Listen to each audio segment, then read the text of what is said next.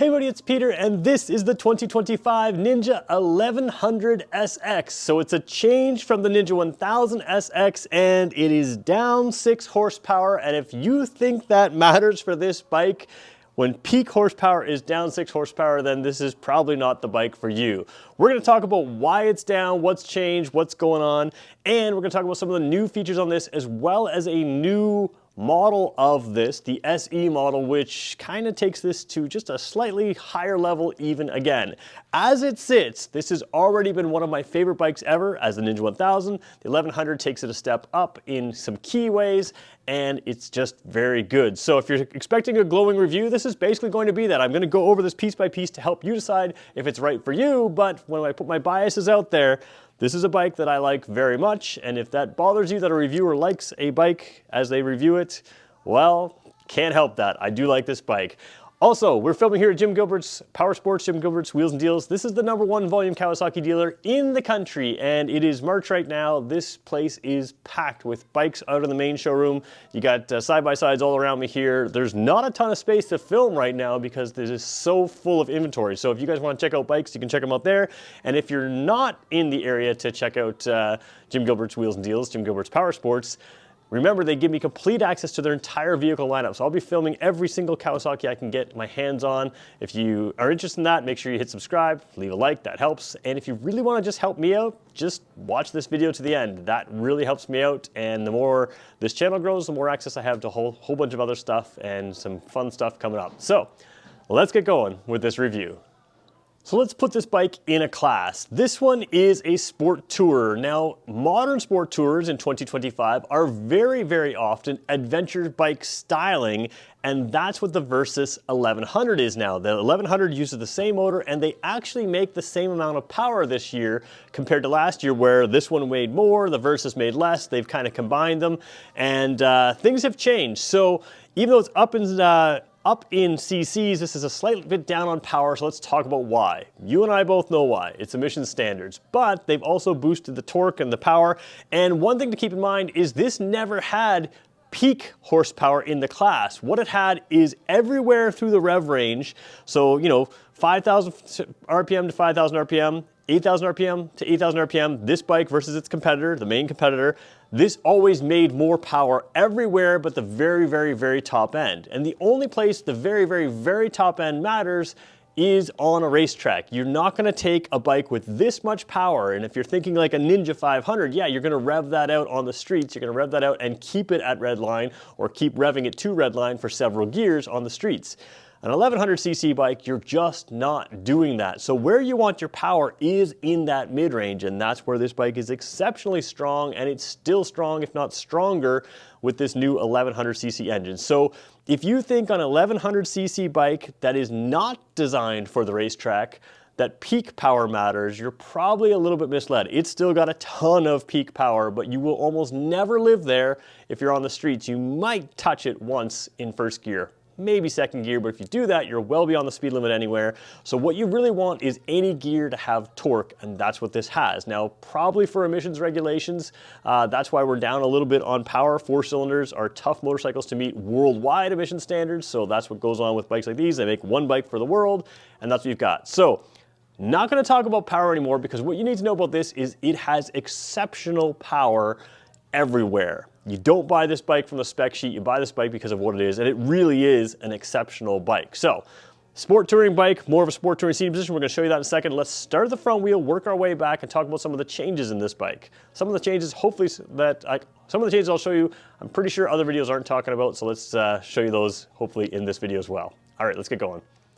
So if you've seen my reviews before, you know I love to start with the front wheel because it tells you what the manufacturer's intent for the bike. So, one change over the 1000 bike, so last year's bike, is that this now has the S23 tires. So the Bridgestone Battle Axe S23, what do you call it? Battle Axe Hypersport S23F. Now, in the previous bike, the S22s, the rumor was that they were made alongside this bike, basically made for this bike. So you see these tires on all kinds of other bikes, but you see them again on this bike, the 23s, the updated version. So you do have an updated version of the tires. What the benefit is probably a little bit more longevity, probably a little bit more stickiness. It's usually tire compound. There'll be you know, soft. You can feel the tire compound here. Now that's not a good way to tell grip, but you can definitely feel that it's got good grip. So you have a sport tire here, a true sport tire, not a touring tire or anything like that, which you have on the Versus 1100. And then on this particular model, you see basically unchanged stuff here. So you've got high performance brakes, you've got the radial mount calipers, you've got the upside down fully adjustable shocks. Down here and up top on the fork, you've got adjustments. Of course, ABS with the advanced Kawasaki traction control ABS. It's got an IMU, so it can sense leaning and all kinds of stuff. So it's got cornering, braking control, all those kinds of things. All of the technology is here. Now this is the base model version here in Canada. There is one step up, which is the SE model. Now it's the same idea as the Z900 SE or the Z900 RS SE, which is a bike that I own.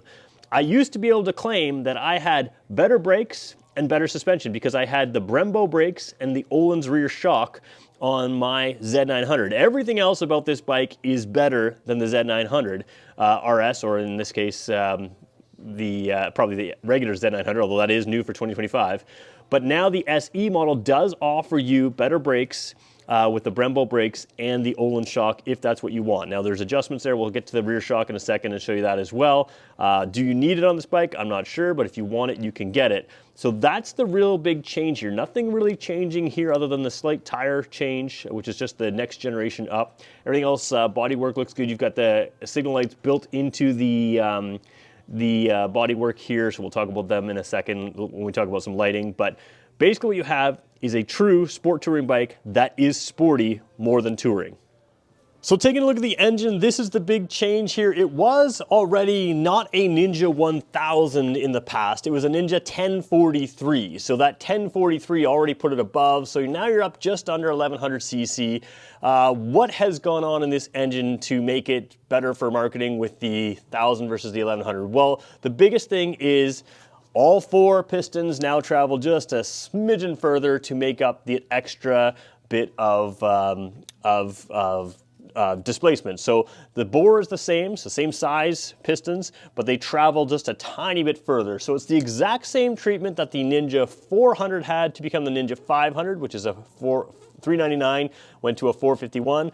This one has gone up about the same just through a little bit extra travel. So basically you end up with the exact same reliability, almost all of the same components. There are some changes throughout there. We're going to talk about that a little bit as we go through. But you have basically the same components. So you're not really touching reliability. You're just tweaking it out, giving you a new marketing number. And what you're also doing is having great torque throughout. The other thing they've done is improve mileage. Now, I don't know if they've done that, or fuel mileage. I don't know if they've done that through tweaks to the engine, but there is some upper gearing changes, which again, in an 1100 cc bike, the upper gears, you don't need them to be super aggressive. So they've changed those upper gearing to be a little more relaxed for touring, which makes sense. You've got torque everywhere in this engine. You can still have great roll-on power in 6th gear. That's not going to be an issue, but you do have enhanced mileage from there. Also, we should talk about the quick shifter on this bike. It is now an enhanced quick shifter that works better at lower RPM than the previous one did. That was one complaint that some people had about the quick shifter. So you've just got a number of refinement changes to a bike that was already known for its refinement. Really nice update here. So let's talk about seating position on this bike. First of all, for a sport bike, it's got a larger rear seat. We are going to show you this in a second. It's also got a lot of cush to this seat. It's really nice. So again, it looks like a sport bike, but you'll see when I get on it, it does have a very upright seating position. The clip-ons are not way down here, they're up here. Now that works well with this adjustable windshield. You can push this lever here, it's the same adjustments as before. It does say on the Canadian website that this is a 4-way adjustable windshield. Now I sense 1, 2, 3, 4 positions maybe, 3 or 4 positions there, but I don't see 4-way. It's not adjustable up or down that I can see. So again, quick adjustment there. You can throw the wind over you. If you want to get a little more aggressive, you can throw the wind at you, or you can allow some of that wind to hit you. But again, if it's just hitting you in the helmet the wrong way, it is a two-handed operation, especially when you're moving forward, it's pushing against there. If you have it too far up, you can sort of tap it, it'll drop back down, especially with the wind. But if you had to put it up, it's a two-handed adjustment. But again, if it's hitting your helmet the wrong way, you can adjust that there. But you can see here as I sit here, it is a very comfortable seating position. It's very upright and the seat is quite comfortable. So although the bike looks like a full-on sport bike, it's a very comfortable touring bike with a little bit more wind on you, which I think can be a good thing. Some of those touring bikes get really hot, but you also have the ability of the general lower center of gravity, less ground clearance than some of those adventure bikes, certainly a lower center of gravity than something like the Versys 1100. And what that does is, if you think about a Porsche 911 versus a Porsche SUV, lowering the center of gravity makes a difference in the way the thing handles. So again, the refinement of this thing is absolutely astounding. Like, it's a very, very refined bike, very smooth engine, everything feels good, works well. But you also have a seating position that, although you would think isn't comfortable, it is quite comfortable. This is a bike that you could tour on for a long, long time, but it has the components to be sporty as well.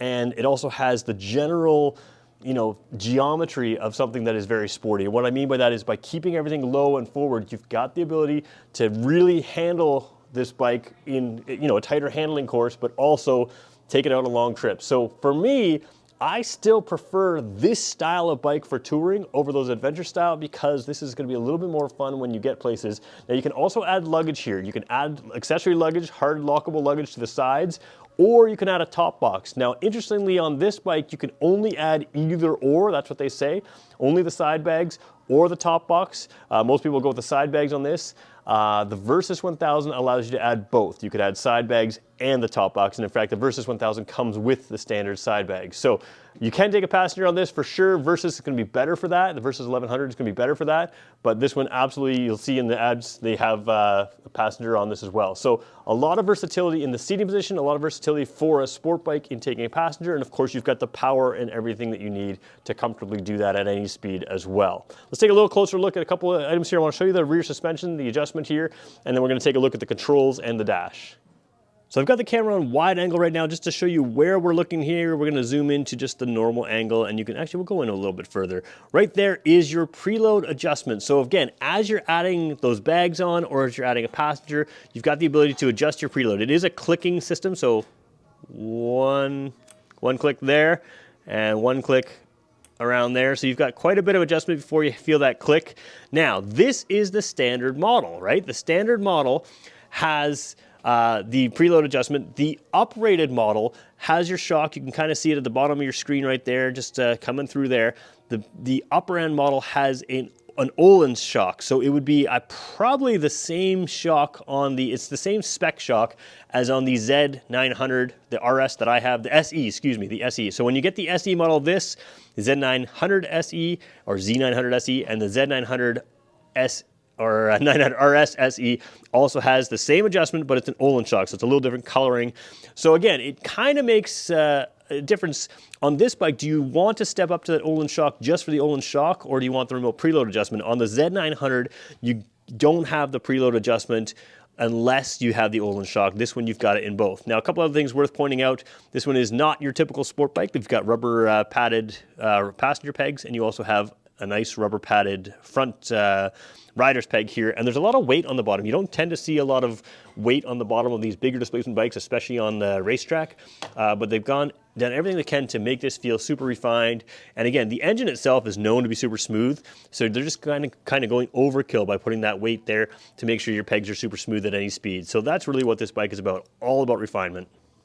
Where this bike differs from a lot of the competitors or the other 1000cc plus sport bikes is in the seat. First of all, it's a much larger seat, much more comfortable, and it is a very comfortable seat, very cushy here, narrows nicely at the front, but again, padding throughout. A lot of bikes, even if they have sort of a squishy front end, they firm up at the rear there.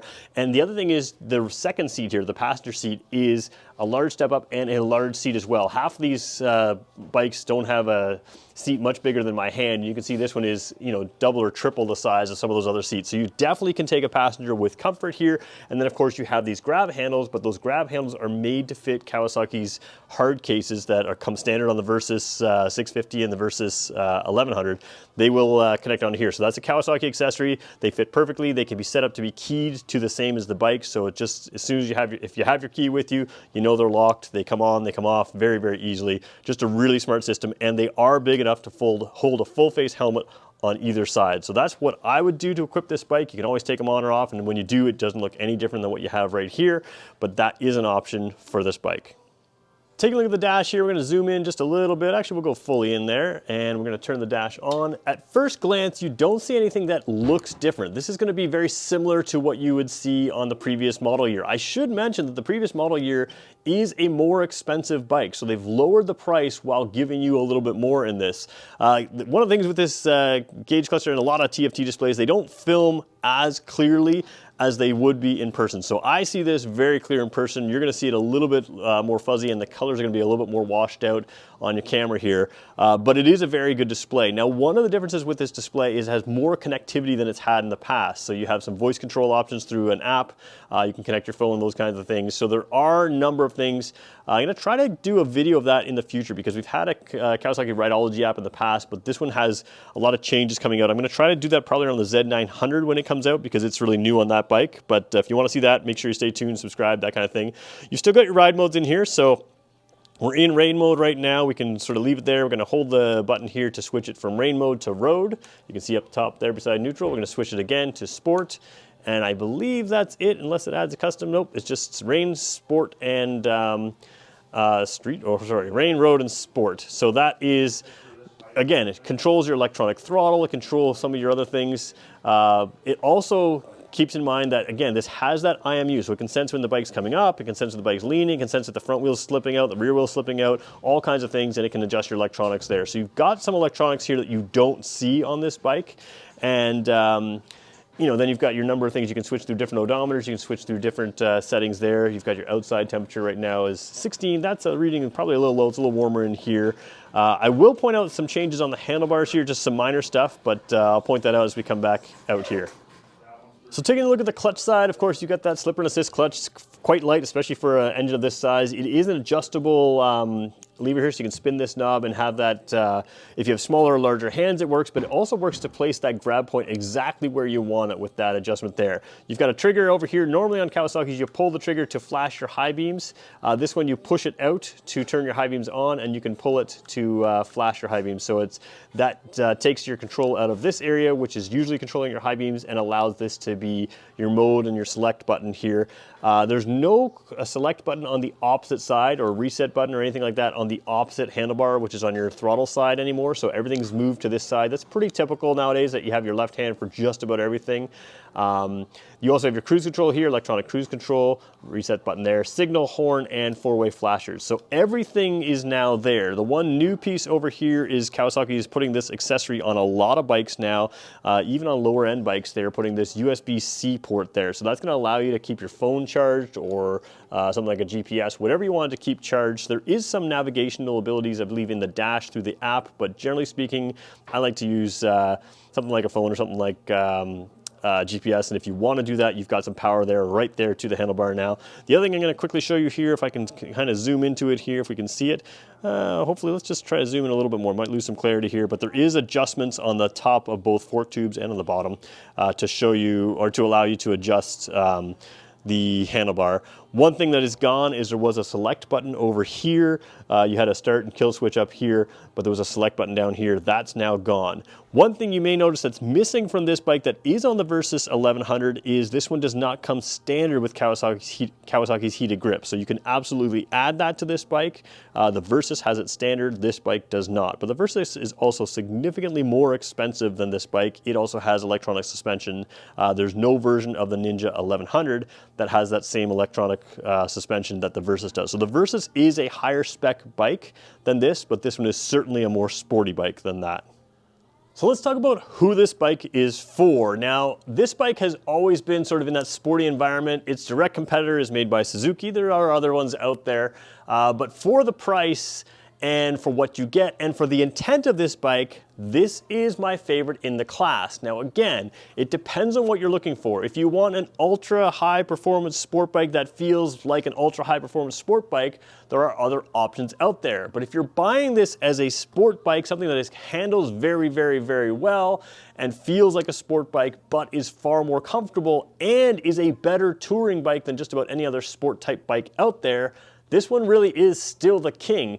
Having the new engine does open up some different torque curve to it. That's what you want in a bike like this, because again, an engine this big peak horsepower stops to matter unless you're going to the track. You just can't use the very top end horsepower for long enough that it makes a whole lot of difference. So where they put the power in this is through that mid-range. It's got more torque throughout the rev range, and it always was stronger in the mid-range than most of it. And in fact, I think all of its competitors, certainly than most of its competitors, it had more torque in the mid-range anyway. So you've added power where you're going to use it on this bike. You've maintained the comfort.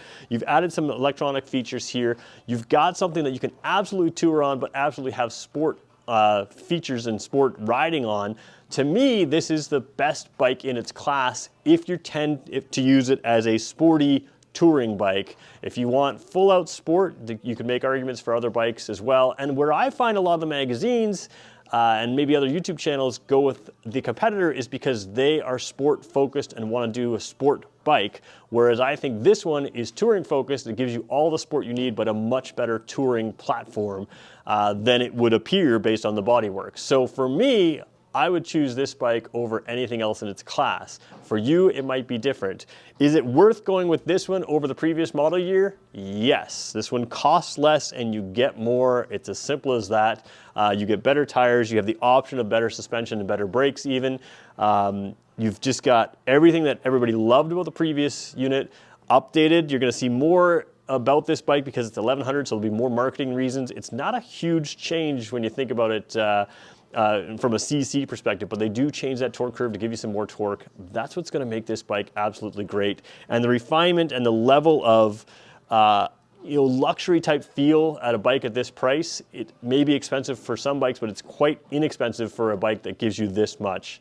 And that's what makes this bike really, really good. This is still one of, if not, very up there on one of my absolute favorite bikes, especially for its purpose. So is it right for you? Let me know in the comments. Do you like the improvements? Let me know in the comments. And if you have any more questions, I'd love to have this bike back on camera, so let me know again, and I will do more reviews, maybe some comparison reviews as well with this bike if we get the chance. So let me know, stay tuned, and if you made it this far to the end, I really appreciate it. Make sure you leave a like, leave us a positive comment, and we'll talk to you in the next one.